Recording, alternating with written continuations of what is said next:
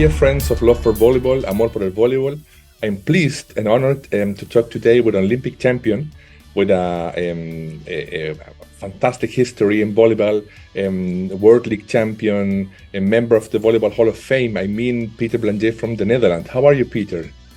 I'm fine. Thanks, Alfredo. Yeah, it's a pleasure talking to you. Fantastic. And Peter, please tell me, first of all, when did you start playing volleyball and why did you choose volleyball as your sport? Well, I will give you the brief explanation. I'm the youngest of a family with only tall people. My brother is 10 years older and my sister 5 years older. And they were both very successful my brother in volleyball and my sister in basketball. Okay. So when I was young, I performed both sports. But actually, I chose volleyball due to the fact that I had to run so much in basketball. As being a tall player and not the fastest on the court. Mm-hmm. So out of laziness, I chose volleyball. And of course, I was more close to my brother at that time because he was my big brother, you know. Mm-hmm. It was more due to coincidence that I started to play volleyball, and it became serious when I was about 14, 15 years old. Mm-hmm. Before that, I was of course already into the volleyball environment and participating in a club close to The Hague in the Netherlands, Voorburg, the city where I'm born. Mm-hmm. And step by step, I made some progress. And at age 17, 18 years old, I was getting into, serious levels. Mm-hmm. But actually, it took a while before I was selected in the national team. I think I was 21 or 22. Okay. I've never been selected in junior teams due to the fact that I was tall. And at that time, I was not selected as a setter, but I like to spike. You were playing with two setters on the court. So when I was front row, I was spiking, and back row, of course, you were a setter. But it were different times and different ages in volleyball. So I was, on the court as a middle blocker, outside hitter, all various roles I've played in. But I was never a very serious player till the moment that we start to play with only one setter. And my hands were obviously always good. So then, step by step, I made some progress. And I was one of the first very tall setters in the late 80s. So it was a huge change in volleyball. Absolutely. And therefore, it took also some time, I think, for me to get my spot on the court. Absolutely, and that's exactly what I wanted to ask you now, because as you told us, you were, I think the first setter over 2 meter high, in a time where the setter mostly were the shortest guy on the court. So what do you think, or why do you think was the idea from your coach, or I don't know from who, to put you on as a setter? Because the Dutch team always has very tall players, but you were a middle blocker, you were an outside hitter. Why did you think they choose you to be a so tall setter? Yeah, I remember the time that I was playing in one of the strongest clubs in the Netherlands, Starlift in Voorburg, in my hometown. Mm-hmm. And actually, we were with 3 setters. I was the substitute, and we were playing in the 2-4 system. So with 2 setters on the court. Mm-hmm. And in 1 year, both setters left. One very good setter, maybe you know him, Jan Klardij. He was the first player out of the Netherlands that started to perform in Italy. Yes. And the other one was a Belgium guy, Chef Mol, and he retired. Yeah. So actually, I was the only setter left on that club. Okay. So we were forced to play in a 1-5 system. Mm-hmm. And it was kind of a surprise that it ended up very well. And I managed also to play as a setter in the 1-5 system. Mm-hmm. Actually, I had to control myself because I was not on the scoring roster in the beginning. So I started also with a lot of second touch handovers over the net directly when I was front row. And it really took some time for me also mentally to get in control of the game when just only setting. Because actually I started to perform volleyball because I like to spike. And I ended up without any spike at all. So, well, it was kind of a change. Yes, absolutely. And if I'm not wrong, in the national team of the Netherlands today, you have one of the best outside hitter. I think he started as a setter, if I'm not wrong. Yeah, Nimir, you mean Nimir Exactly. Abdelaziz. Yeah. Well, Nimir is a phenomenon because he is tall as I am, but he is very much more athletic skilled than I was actually. He's a good jumper. He has an incredible jump serve. And actually, he started as a spiker, but then he was changed to because he also had some good hands as a setter. But after 3-4 years, I think, he was also setting in the national team. Well, he got the possibility to go to France, but as a spiker, because he always liked to spike. And well, we have to be honest. He's a fantastic spiker. He's one of the best in his role as an opposite spiker. Well, I think that he made the right decision. He didn't perform 1 year in the national team at that time, but after a new coach came, well, he has his spot on the national team, and of course, he is one of the most scoring international opposite players. Yes, and he's a phenomenon to watch because he's also a very skillful player, like Ron Zwerver was in his young years. You have players on the court that are very well are really a privilege to see them in action, and Nimir is one of them. Yes. So, but when he started as a setter, Alfredo, well, he was also invited. Yeah, we have a new Peter Blangé because he's tall and he has good hands, etc., etc. But well, I think that Nimir made the right decision to take another position. Fantastic. And tell me, Peter, when you were starting as a setter, did you have some vision, or did you thought, okay, volleyball maybe could be your life sport, or it was day by day that you were evolving, getting better, or somebody told you, okay, volleyball it will be your life, or how yeah, well.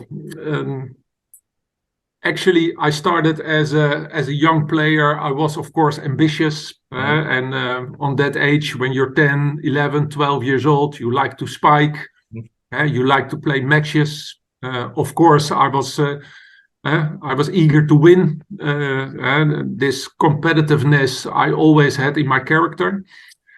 But I never thought about being a professional player, of course. Actually, I was not that skillful at young age. Never selected in national teams junior level.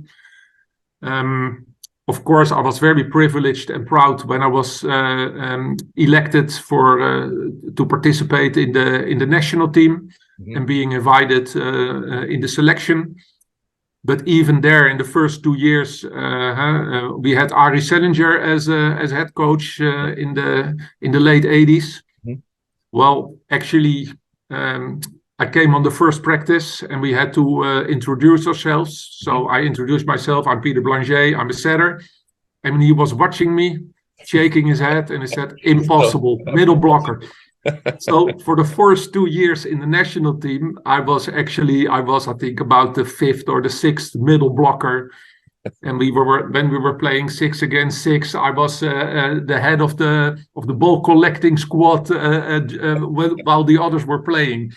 But I like being in the national team, and I'm not a quitter that soon. So I took my time, and of course I made huge progress because we started to train much more serious than we did before. And step by step I became better.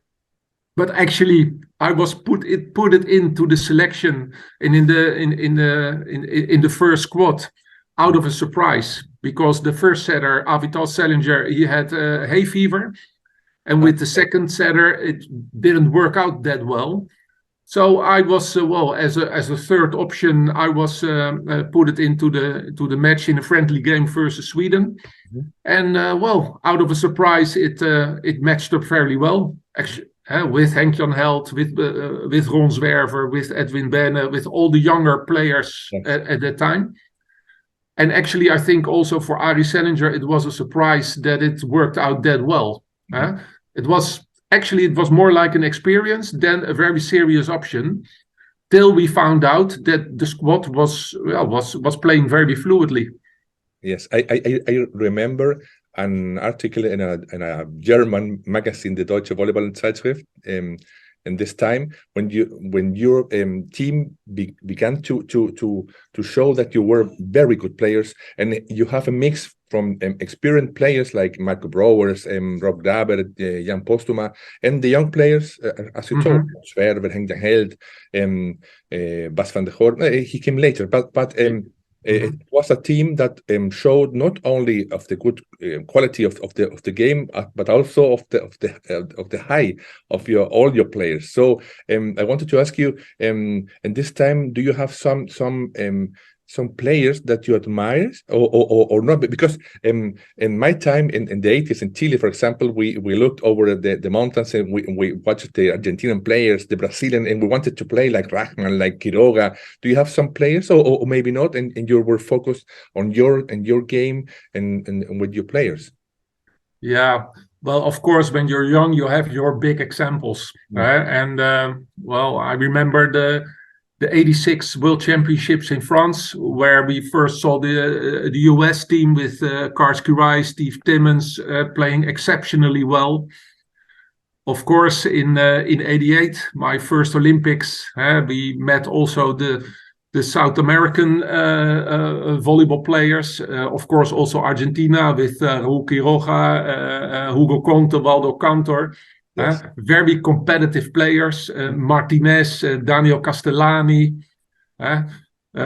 also with their Grinta through the net, very competitive squad to play against. And also we had some serious battles at that time. Yes. And also the Brazilians, of course, with Bebeto as a head coach, but with Renan Dalzotto, with Carlau, with all the big stars from Mauricio Lima. So, of course, I had my examples, but actually, with who could I compare myself? Because I was the first very tall setter. And I watched the set. I watched Jeff Stork. I watched Alain Fabiani, Kim O'Toole, but they were half my size. So, what could I do? So, it's more like a joke, but when you're getting better and better, I think that the best is to stop with having your examples. You have your examples growing to a certain level. And also, of course, in different sports, you watch these elite athletes in various sports. But I really found my own way and my own strategy, how to become better and how to develop myself. And at the end, I was on the court out of a surprise, and it ended up fairly well. But it was a long road, and even when I left to Italy and left the national team, because we also faced some problems, and there was some internal fights, as you know. But having these different experience and playing with different players on the court, and also having the privilege of having Bebeto as a coach in Parma and played together with Andrea Gianni, Marco Bracci, all the big stars also from Italy at that time. There we really start to make progress. With Renan and Carlau in the same club team in Parma. And Bebeto pushing me to play faster and faster and faster and faster all the time, and jumping into the serve receptions and setting on high level. Therefore, for the opponent, less time to get your blocking position and your defense. Well, at the end, we were getting an attack which was almost unstoppable. Absolutely. But it all came out very well. Let's say as as a type of play. It was more like an experience, how we developed the game, than that we first had already a theory or a real game plan. Fantastic. We were also in the national team. We had some practices where we really were surprised out of the speed that we could develop on the court, the ball speed, where the limits were. Later on, you managed also Bas van der Goor, and Guido Geurtsen was also one of the youngest guys with a lot of speed in his play and a lot of power in his play. It gave us another level of ball speed and ball handling and taking risks in very fast sets to the outside. And also with the pipe attack and back row attack, we were involving 5 attackers in most of our rotations. Mm-hmm. It was all, it was all an experience. Yes. And we took out the good working and the very effective type of plays. Mm-hmm. And actually, we stopped with all these combinations like the turning around and from the left to the outside and from the inside to the outside, because it was easier to stop for the opponent with tactical serving out of the straightforward attack on high ball speed velocity, where at the end we were getting into Olympic medal range. So nobody told us how to play, but it was more like an experience and a development of the play which took us to these levels. What you're telling me is so interesting, and you have answered many questions that I wanted to do. Okay, well, I'm sorry, but no, it's fantastic that you're speaking and telling about your experience, because for me that's important that my interviewer speak freely about his experience, his volleyball life, because it's so interesting. Because what you tell me, especially about the Dutch team that you played with, that what I admire from your play, from your game, what you're telling me, the fast, the power, the intelligence to play, because in the 80s and the 70s you could watch the Japanese style, the school of volleyball, the Russian type of volleyball. Later came the American, which is a system with 2 receivers, the Brazilian, and sometimes sometimes you could watch the Dutch team play with very tall players, but in a very fast way of playing that we thought it's impossible for so tall players to make this attack combination, to defend so well, to have a so smart block system. So for me, it's very interesting what you're saying about the experience, to experience new things, to experience with you as a setter, and have absolutely with so great teammates as we're speaking. So I wanted to ask you, please, Peter, about your Olympic experience, because you played in Seoul in '88, later you played in Barcelona, where you played the final against this crazy Brazilian team, that played, I think, very similar as your team, because you have always 5 attackers, and later obviously the Golden Atlanta. So I wanted to I said entonces, this is Spanish. My mixed mind, mixed languages. So I wanted to ask you, please, how was your Olympic experience to get from Seoul to Atlanta? How was this experience, this journey for you and your teammates? Yeah. Well, I told you before, in Seoul, the US team became Olympic champion. Yes. So they were the big examples. And I still remember one of our critical matches in the preliminary rounds versus Argentina. Yes. Actually, our first match was versus France, the good France team with Alain Fabiani, with Laurent Tilly, Philippe Blin, all these strong players. Nkapé, the father of famous Nkapé of today. It was the first time that we beat them. Yeah. And actually, in the first opening match, playing France, and already a big surprise. It opened also a different level for us, where we could think about getting into medal range already. We were one of the strongest team we have beaten. We lost versus the US in the pool 3-1. So then the critical match for us was the match against Argentina. And I remember that the day before, we spoke about different goals and aims for that Olympics, because beating Argentina, it was an access to the semifinals. One day later and 1 hour later during that match, we lost 3-0. Yes. So that experience, we found out, and for me, it was obvious. Never think about the result without thinking about how to play ball by ball, step by step, set by set, and never think about already being into the semi-final without finishing the preliminary round. So a big message at that time. So thank you to all the Argentinian guys. Argentina ended up with the bronze medal, but it was for them a very excellent result, which they did again nowadays. Yes. So that was the biggest experience that I faced. And of course, we saw the final, the US team versus the Soviet Union at that time. Was incredible to watch from very close. Then the 92 Olympics, you had, of course, the Brazilian team, you had the Cubans, Italy, of course, Russia was always there, Brazil in the final.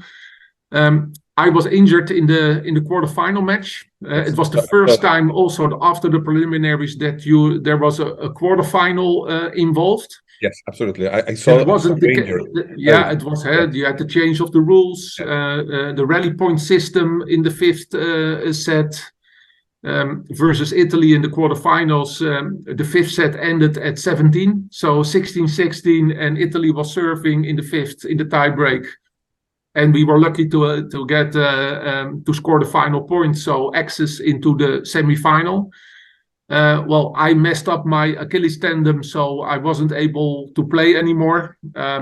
But for us, it was also a surprise that we were at that time into medal range. It was a very difficult period of the Dutch national team due to the different views and, of course, also the dissidents that left already to Italy. I was one of them, together with Postuma and Zootsma and Grabert.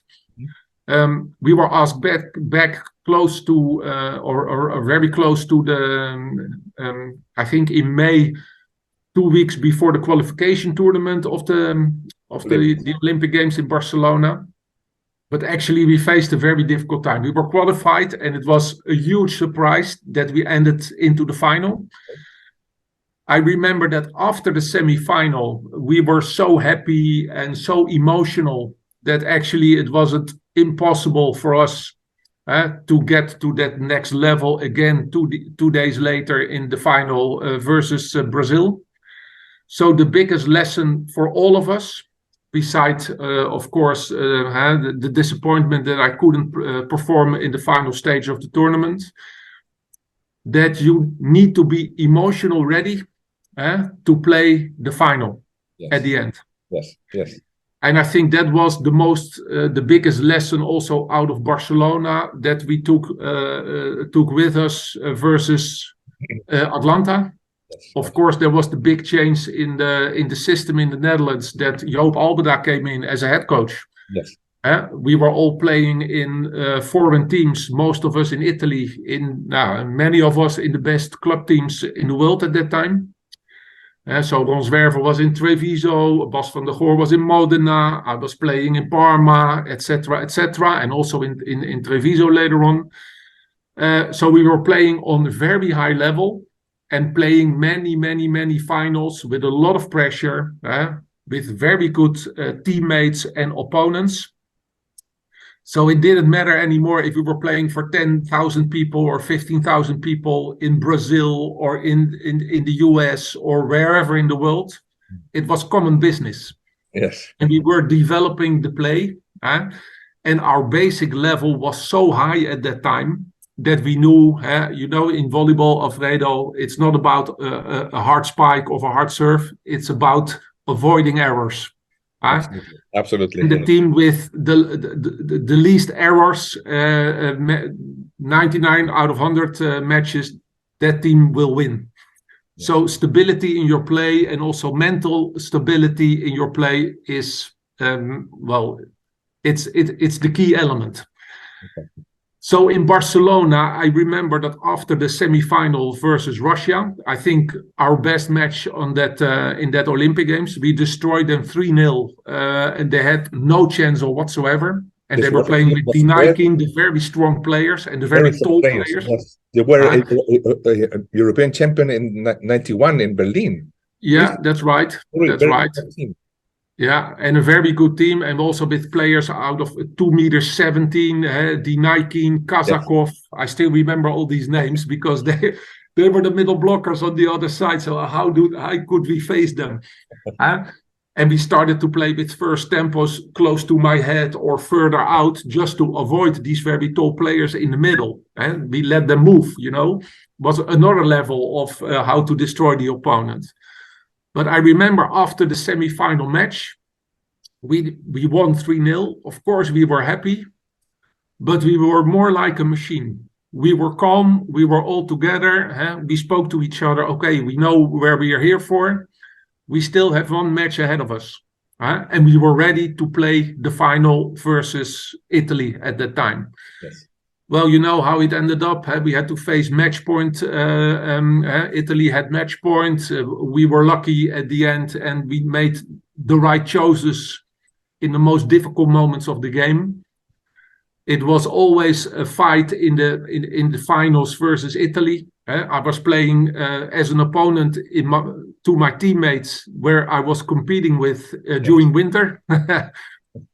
It was an exceptional time, and I have to still today, it's now 26 years later, we were lucky with a 1 ball difference of winning the Olympic final. Yes, yeah.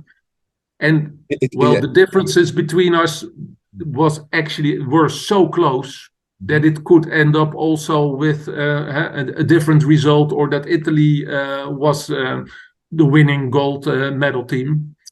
I think we were lucky. And I always said to my Italian teammates, well, we lost so many times to you guys. Finally, you gave us one match. Thank you for it. But it was close. Yes. For volleyball players, Olympics, I think is the highlight of our sport. Different, for example, for football or soccer, where the world champion is the most important championship but volleyball, the Olympics is the peak of our career. Yeah, of course. Yeah. As you're saying, the team that make the most error loses. And in this final, exactly the Italian team make a mistake, a bad set, and Andrea could not put the ball exactly between the antennas. So it was maybe I think it was one of the most beautiful finals in volleyball.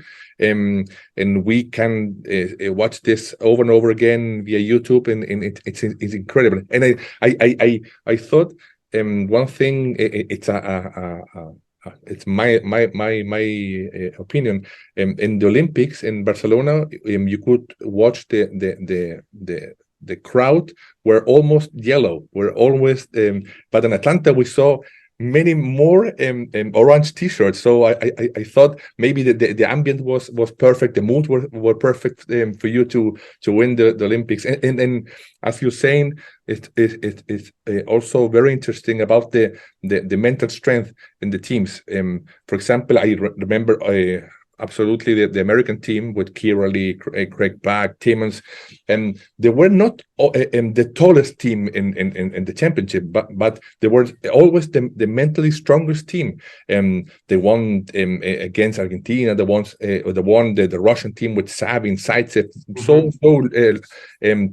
legendary teams, but they were always so strong mentally. And what you're saying about your team, we could see this. We could see you again fighting against the best team.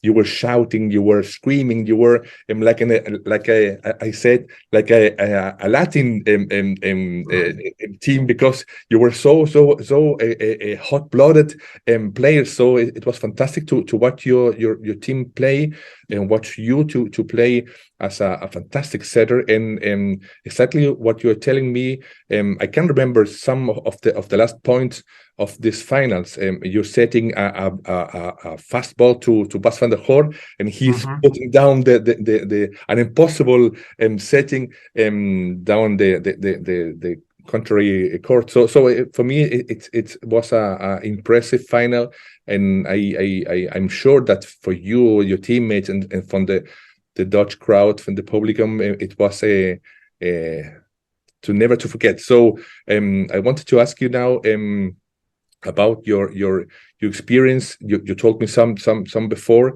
about your experience in Italy, because as you tell me, in this final you played against all your teammates from the clubs. But how was it for you personally to play in one of the best, I think, leagues in the world, and could play so many years and have this mixture of different styles of volleyball, with the Brazilian, with the Russian, with the, I don't know, with the Americans? How was it for you to be part of this history of volleyball?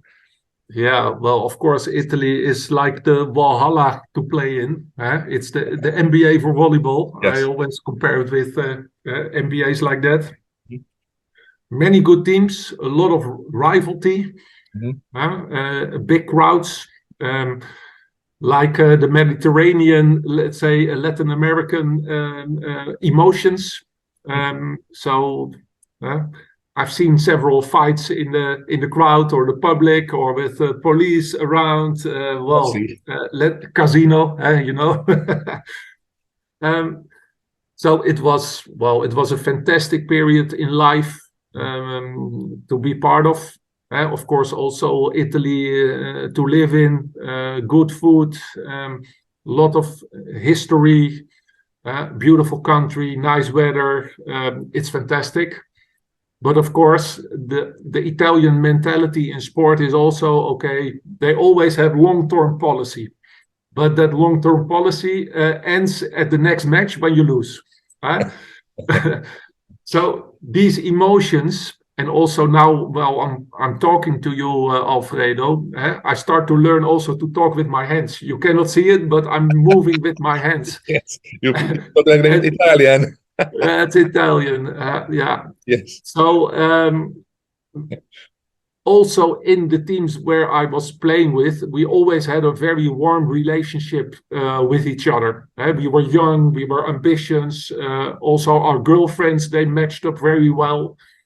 So all these things together helped us and helped me to become a better person, or a more developed person, and just to be happy with the life that you have, and the possibilities that are given to you to play in a beautiful country like Italy, and to also make good money out of it. Because at that time, it was the first time when I went to Italy that I start to earn serious money.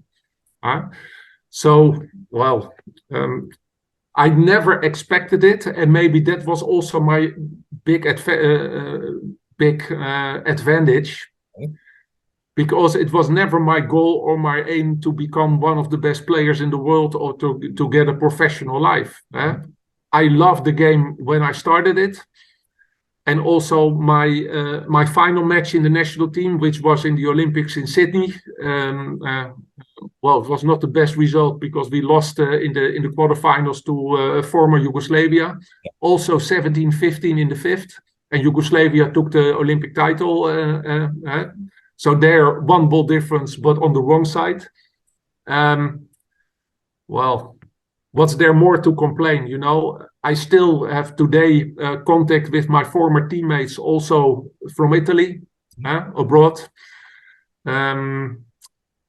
Last summer there was the Women's World Championships in the Netherlands, and I met the daughter of Carlau. Okay. She was a journalist out of Brazil. Mhm. And I've seen her running into the gym when she was a youngster. She was 3 or 4 years old.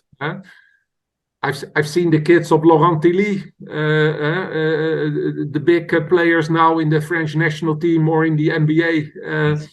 Well, they were running into the gym as Batman and Tarzan, as small kids. You know, these memories, especially when you're over 50. It's a big privilege to have a life like that. And still, out of today, I still work into sports. I close my curtain because it's very sunny here. It's cold, but it's sunny. It's like a real winter day in the Netherlands. Yeah, so a little bit freezing weather, but a lot of sun. But well, it was a fantastic period in Italy. Of course, we also faced difficulties, especially in the mid-90s. It was a difficult period in Italy. You had the Operation Mani Puliti, so clean hands, to avoid and to ban all the corruption into the political system. So there were lots of financial problems at that time in Italy, which was also felt by the club teams. Okay. So Maxicono Parma, the sponsor, left. The owner faced charges, etc. So also difficult periods we faced in Italy, which gives you also other experiences to stay calm, to do your job, to sometimes use also legal advice when necessary. Okay. Which helped me also to become a more complete person or a more experienced person, and always stay a professional. Yeah. And well, after the Atlanta Games, I also got the possibility to play for Sisley Treviso, the team of Benetton. It was a sub-label of Benetton, the Sisley clothing brand. There I played with Gardini and with Bernardi and Samuele Papi. We had Dimitri Fomin as the opposite. Well, with Pasquale Gravina, which I played 7 years altogether, 5 in Parma and 2 in Treviso. Well, then your life as a setter becomes much more easy if you have these phenomenal spikers and attackers close to you. And we were able to get even more speed in the game.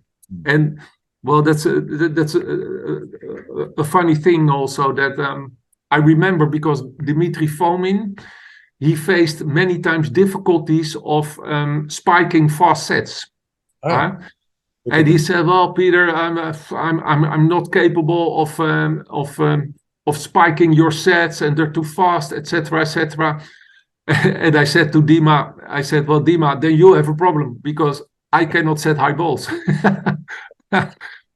Well, and it was also so easy to fix the problem. I said to him, "Well, make your first step approach already before the set leaves my hands." Yes. And we start from there. And from that point, well, he could set even sets of 130 km per hour. And he was one of the most effective opposite players in these seasons in Italy. So sometimes small changes in your approach, and then a new level and a new experience will come to you. Yes, absolutely. I'm so happy to talk with you. For me, it's a privilege to hear your experience, your stories about volleyball, and the experience with those fantastic teammates, with those fantastic teams. And I'm sure that all the followers of my fan pages will love it too, because they were so great volleyball involved in this. What you're telling me.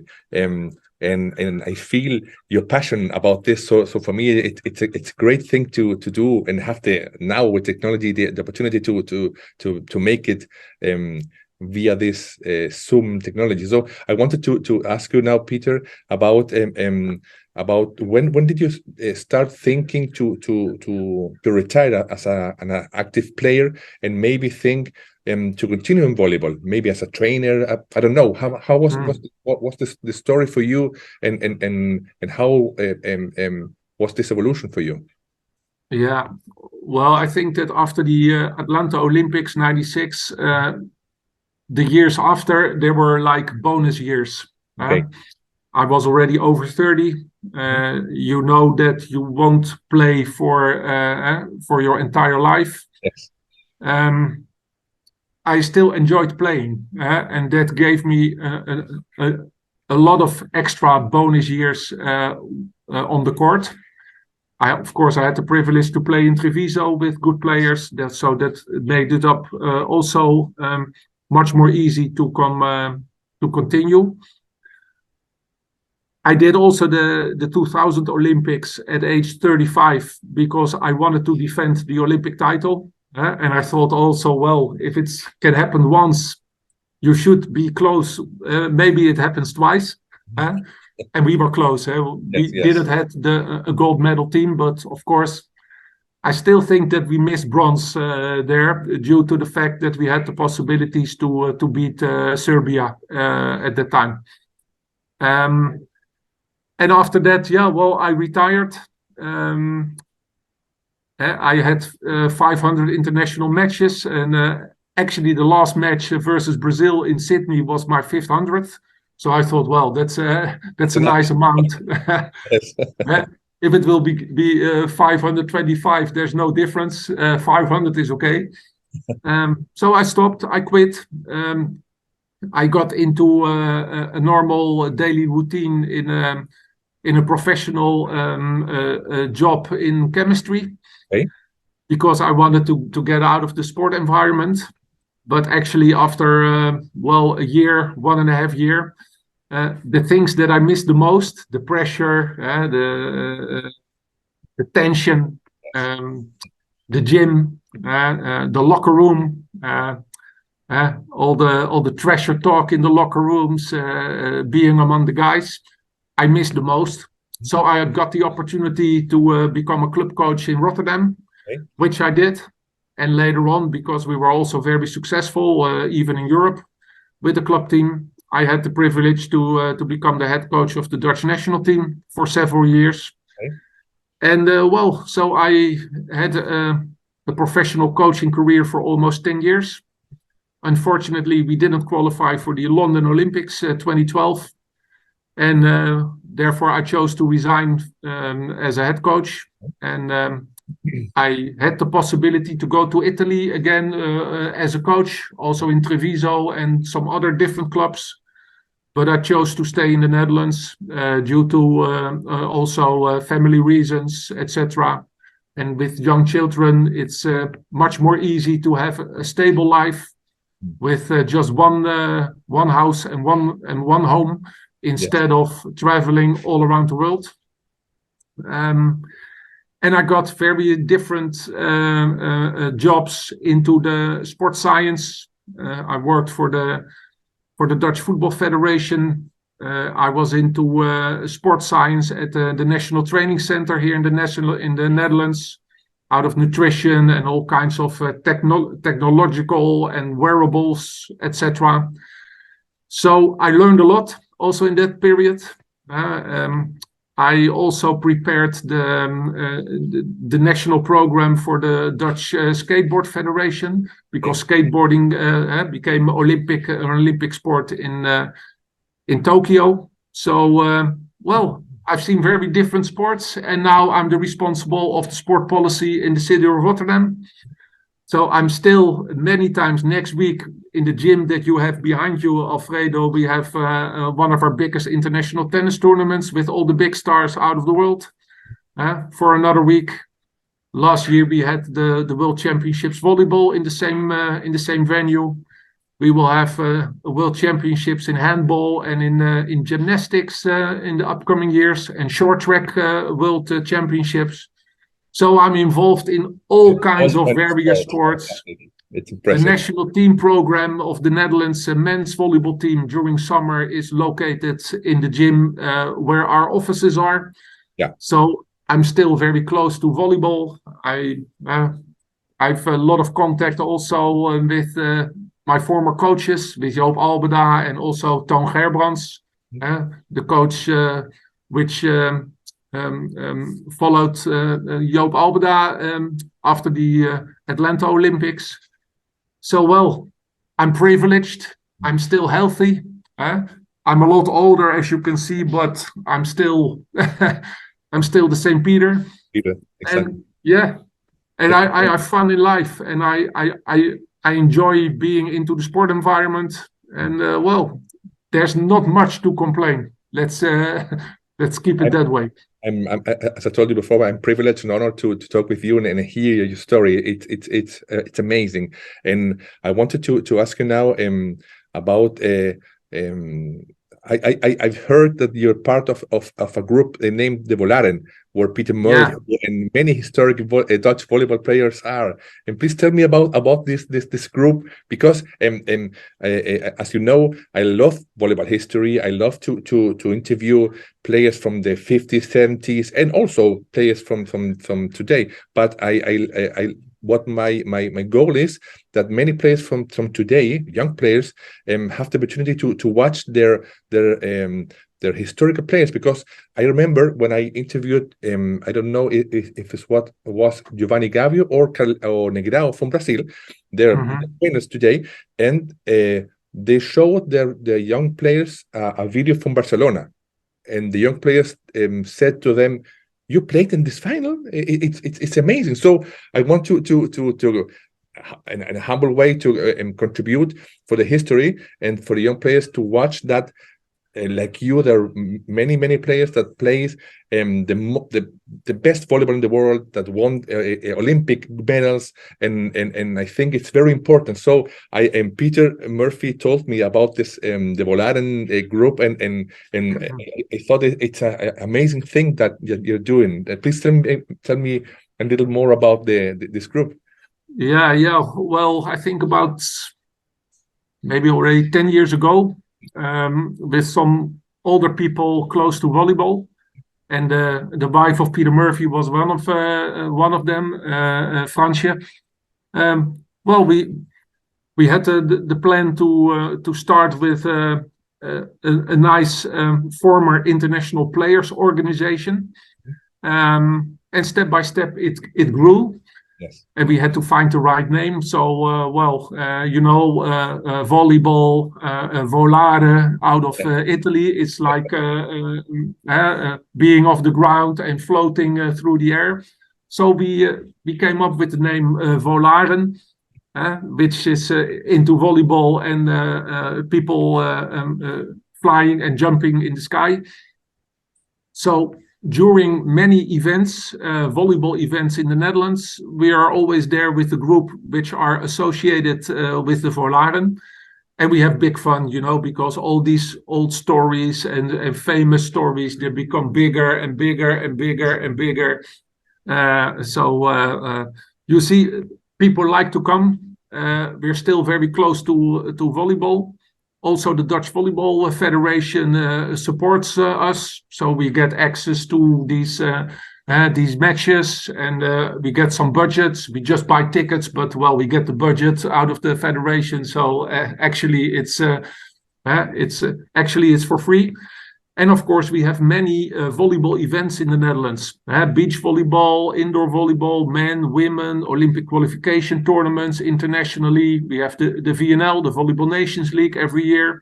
So, we are also privileged to have these events where we can also have the right contribution of the former international players. And of course, we also like to introduce the younger players or the newly stopped or retired international players to join the group and to adore all the privileges that volleyball gave us and to give it to the next generation, and maybe also to help and to support with the today generation to become a better person or a more developed player, or to give them the same possibilities that we had when we were young. So, but most of all, we just have a great time together. We meet each other again, and we have some great stories out of history.